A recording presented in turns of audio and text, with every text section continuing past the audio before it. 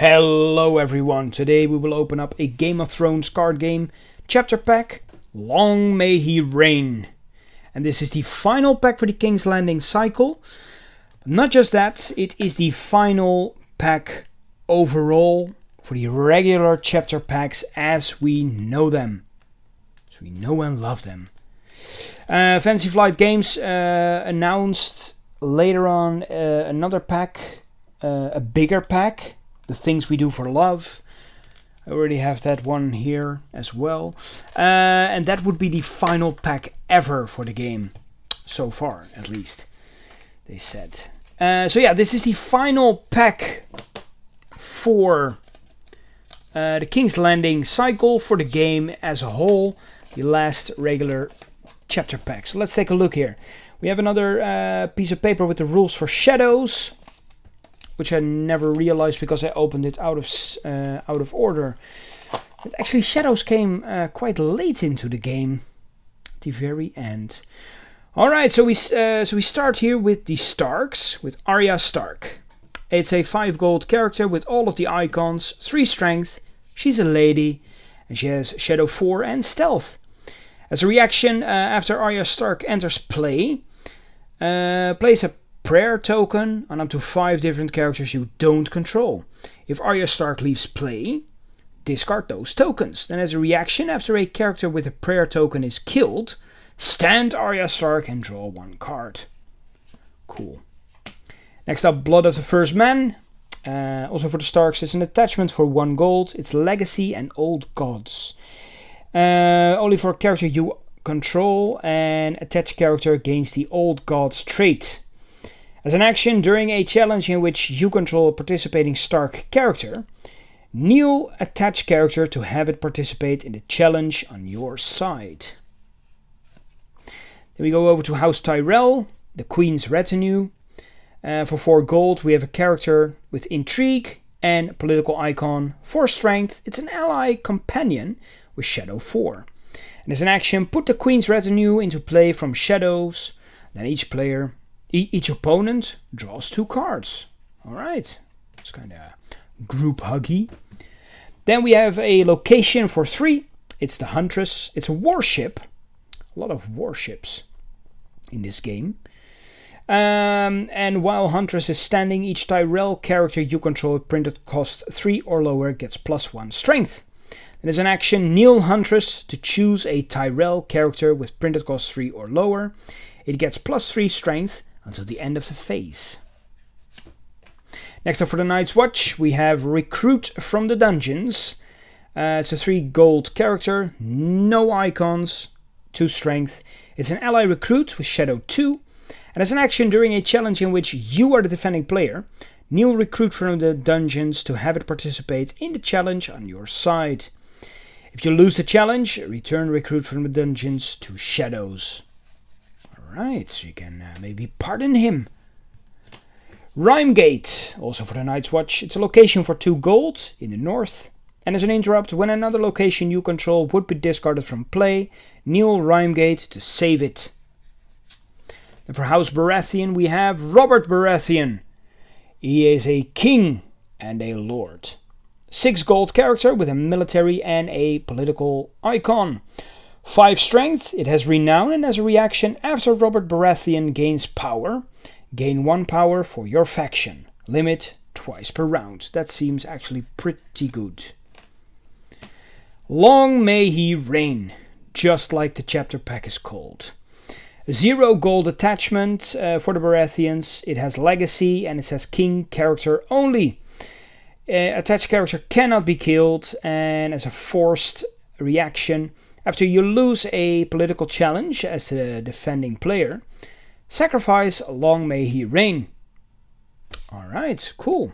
Seems to be the Warhammer that Robert Baratheon wielded in battle. The Bastard of Driftmark for the Lannisters. We have a 4 gold character with an intrigue and a political icon, 3 strength, and it's a Bastard of the Small Council. As a reaction, after you win an intrigue challenge in which the Bastard of Driftmark is participating, choose and stand a location. Then we also have an Alchemist's Guildhall for the Lannisters. It's 2 gold. It's King's Landing location with Shadow 2. As an interrupt, when the effects of a triggered character ability would initiate, if that character does not have shadows, kneel and return Alchemist's Guildhall to shadows to cancel those effects. Max 1 per phase. And for the Greyjoys here, we have the Blackwater Raiders. For 3, we have a military and political icon. 2 strength, it's a mercenary raider with Shadow 3. As a reaction, after Blackwater Raiders comes out of Shadow, choose a location with printed cost 2 or lower in an opponent's discard pile, put it into play under your control. Then also for the Greyjoys we have a Fishmonger Square, 2 gold location, it's for King's Landing, and it has a marshalling action. If there are 10 or more cards in an opponent's discard pile, kneel Fishmonger Square to draw 1 card and gain 1 gold. Alright. For the Targaryens here we have Ser Jorah Mormont, a character of 5 gold with all of the icons. It has a strength of 4 and it's a companion knight. It has Shadow 4 and no attachments except weapon. As an interrupt, when Ser Jorah Mormont is discarded from your hand, put him into shadows instead of placing him in your discard pile. And also for the Targaryens here we have a mercenary contract. It's a 1 gold attachment, which is an item with attached character gains the mercenary trait. Then as a reaction, after you win a challenge in which attached character is attacking, pay 1 gold and kneel mercenary contract to stand attached character. Next up for House Martell, we have Friends at Court. Do we have Friends at Court? Well, let's see. It's a character for 3 gold with an intrigue and a political icon. Strength of 3, it's a spy with Shadow 2. Now as a reaction, after Friends at Court comes out of shadows, look it up to 3 cards in shadows. Then you may pay 2 gold to choose one of those cards and return it to its owner's hand. Next up we have a Poison Dagger, also for House Martell. It's a weapon for 2 gold attachment and characters you control only. Shadow 2.